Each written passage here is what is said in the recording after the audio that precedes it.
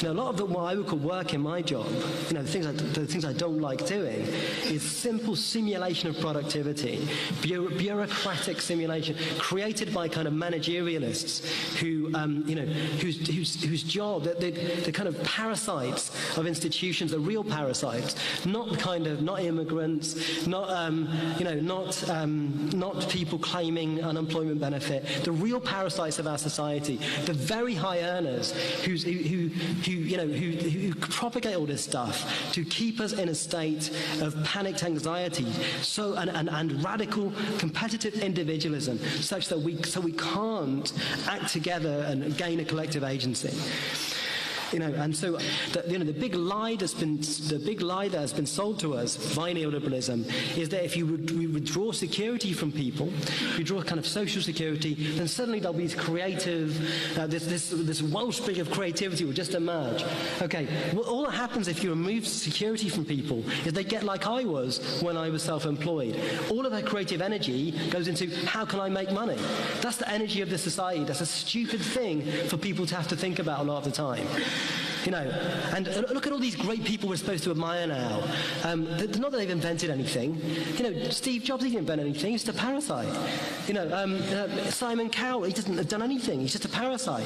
What are these people good at? They're just good at making money.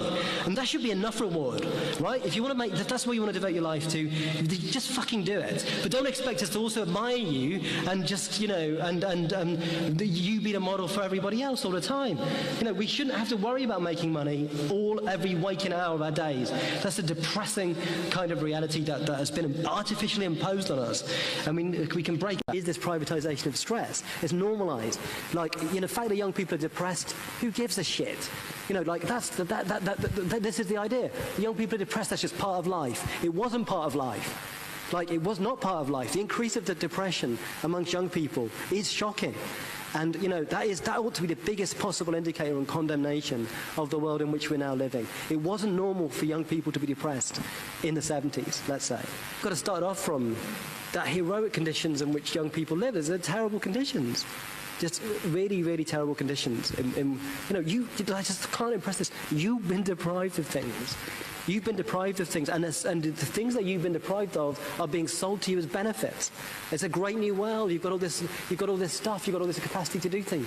It just isn't like that. And so for Berardi, the argument is, why did 90s was a decade of the emergence of cyberspace and of Prozac? And for him, those two things are totally related together. How did people cope with these new level of demands that were placed upon them? They started to take antidepressants, which are now very common, particularly amongst young people. Antidepressants as a hazing thing. Which you can hear this like this downer haze. That's why Drake is really interesting. The new Drake record, full of this kind of electro downer haze. Everyone's on downers now to cope with just cyber blitz, whether it's antidepressants or other forms of kind of self-medication, in order to cope with this. And the thing is there's a breakdown at the end of the 90s, according to Berardi. There will be a breakdown. We cannot cope with this. We cannot cope.